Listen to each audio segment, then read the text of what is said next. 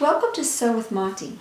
We're going to do the part 3 for the torso block that we're going to turn into our peasant dress, Empire Peasant Dress. This is the front pattern we made in part 2, where we extended it by putting spacing in here between 5 panels and the sleeve. Now, the nice part about this is when we do the back, we can use a lot of the information that we used on the front to do the back with. And I've already divided it into 1, 2, 3, 4, 5 sections, just like we did the front. A little bit different spacing, but very similar. And we're going to put 1 1/4 inches between each one of these panels, like we did the front. And we're going to build the armhole, just like we did the front. So we'll get started with the armhole or sleeve first. So what I'm going to do here is take my paper.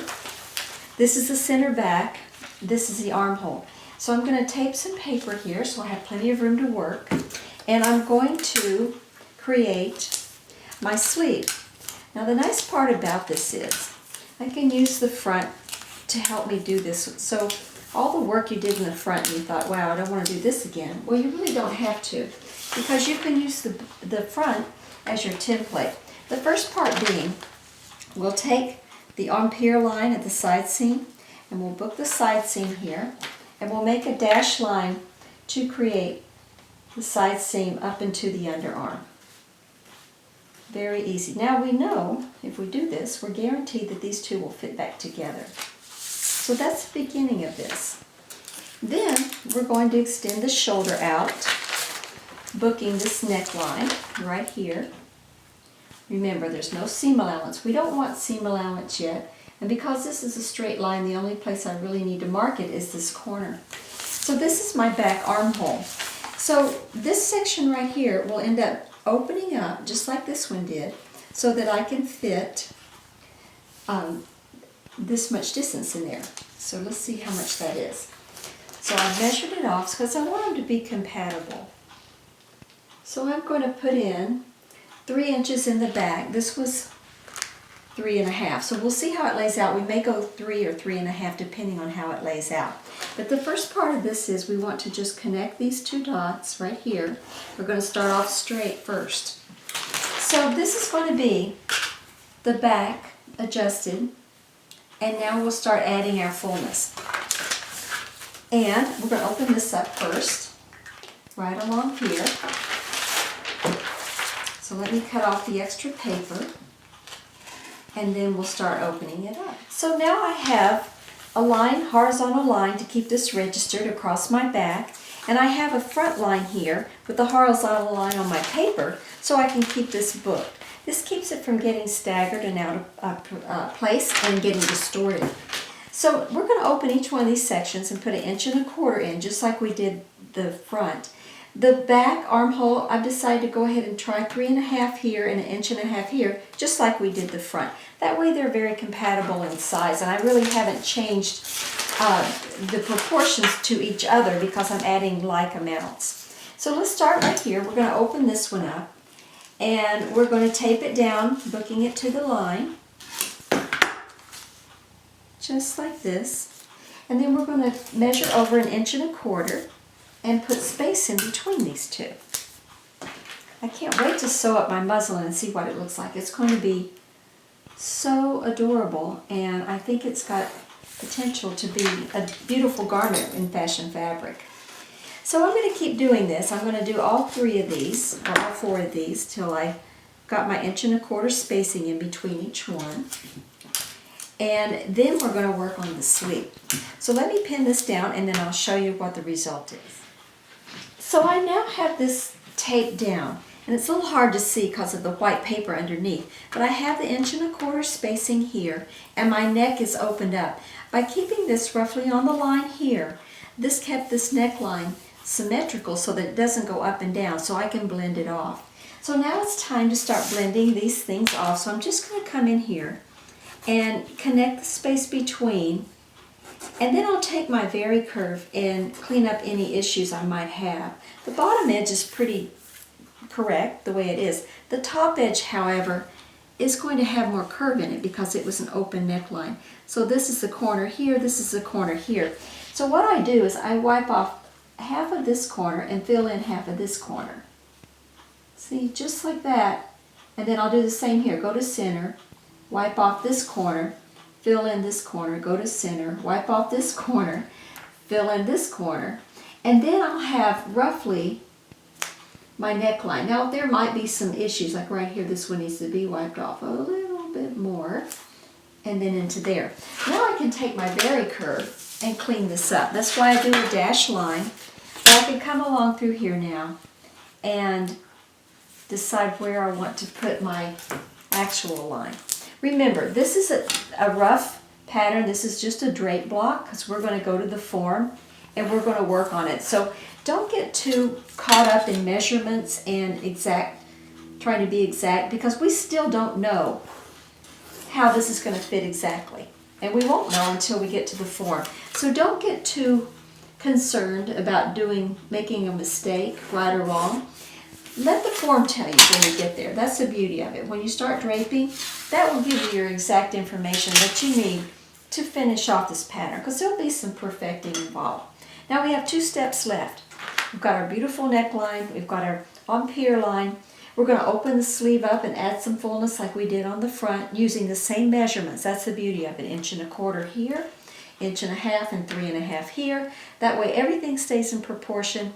You let the front do the hard work and the back just follows suit. And then lastly, we'll open this up and pop it down 1/2 inch. So let me cut this out and get ready for the next step, and we'll do that one as well. Okay, the back is cut out. This is center back here. This also will be on the fold, because if I make this dress in fashion fabric, I'm going to use the left side zipper underneath the arm so that the zippers don't interfere with the ruching and the pretty style lines. Now we're going to open up this area here and put 1.5 inches in the neck and 3.5 inches out here for our gathering in the armhole and the rest of the gathering in the neckline. What I've done is this line is parallel to my shoulder, and then I've drawn a line that is perpendicular to this line to keep me booked. And the first thing I'm going to do is open this shoulder line up, the adjusted line below the shoulder line. And then I'm going to pin my paper underneath here so I have plenty of working room, and tape it down. Please keep in mind to always tape the underside of your pattern as well, because if you do all this taping and you have all these little pieces of paper, you don't want one of them to come off. So I pin down with tape all my raw edges under here as well, so it's nice and solid. Now, what I want to do here is I want to open this up 1.5 inches. So I'm going to draw a line right at 1.5 inches here. That's going to be where I want to book my neck opening, and then 3.5 inches here. So 3.5 inches will be somewhere around here.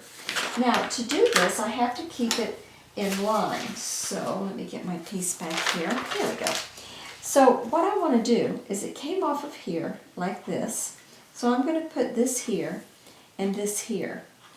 But I want to extend this line right here up, because I want to keep these two balanced right here. So if I'm putting this here and here, I want to slide it over, see, until this point and this point line up. Now, the reason I'm doing this is, see the extra here and the extra here? It's almost the same amount. So that keeps me balanced, and it doesn't let my shoulder go too far this way or too far this way. So this line is very important.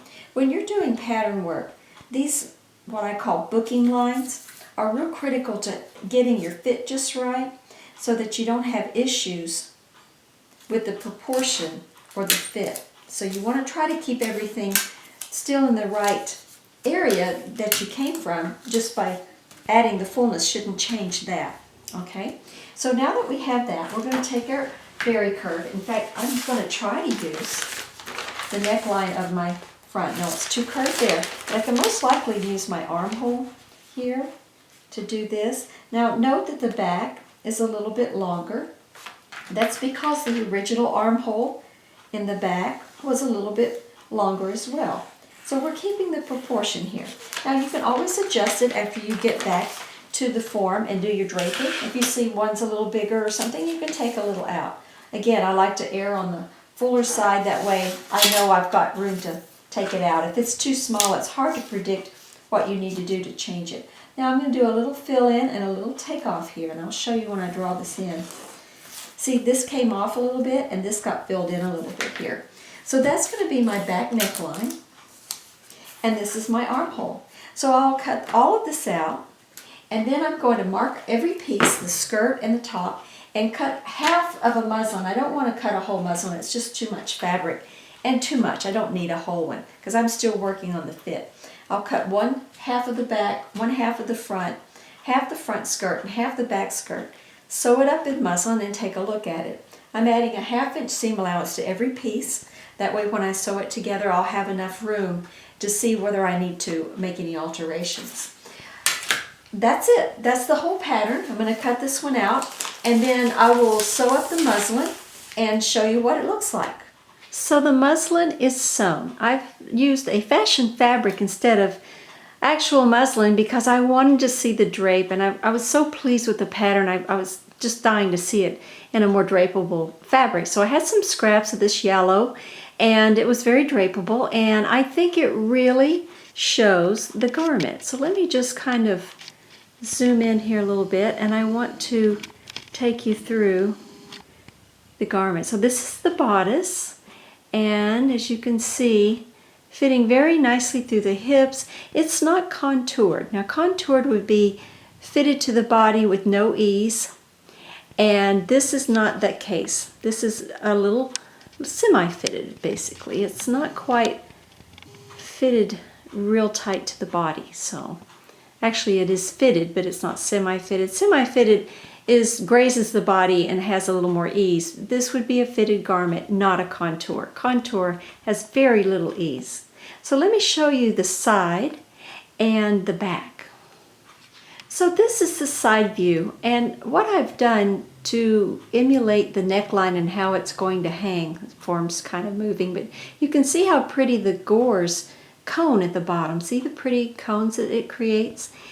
The elastic in the waist, or in the sleeve opening and the neckline, was cut to emulate the finished measurement, which would have been the original measurement of the neckline, and that gives me an idea how it would fit. If I were making this dress, I would definitely use elastic in the neckline and sleeve so that it would fit comfortably without being tight and maybe possibly falling off the shoulders. But again, it's fitted, not contoured, and hanging beautifully. Now let me show you the back, and we'll talk about notches.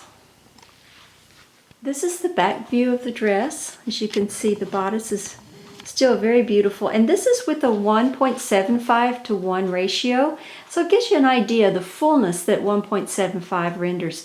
1.5 is a little bit skimpy, and 2 is a little bit too voluminous in my viewpoint. So I usually start with 1.75 and have pretty good luck with that ratio, but you may change it. It's absolutely changeable. I like to err on the full side instead of the shallow side. That way if I want to take any out, I can just go pin what I want to take out and take it out exactly. Now let's talk about the skirt. To get all these pieces properly aligned, you need notches. So in the center back, where it's pinned to the form, you use a triple notch, 3 notches adjacent to each other, usually spaced about 1/4 to 3/8 inch apart. The more notches that are clustered together symbolizes that is the farther in the back it goes. So like center back would have a triple notch, and then the seam, this side back seam you see right there, would have a double notch. That would signify that, hey, I'm the center back, I'm the side back, and then the side seam might have 2 or 3 single notches spaced out. You want to keep your spacing irregular, so none of your seams have the same. That way everything looks spacious and makes sense when you align it up. You're not going to get confused, and so center front with center back. Center front would have the least amount of notches. Side front would have the next least amount, maybe 1 on the center front, 2 in the side front, and so forth and so on, so that you can keep your skirt aligned properly and you don't over mix it up and sew the wrong sides together. Okay, so let's zoom out one time here, and that's it. That's the pretty little peasant top gauze skirt dress.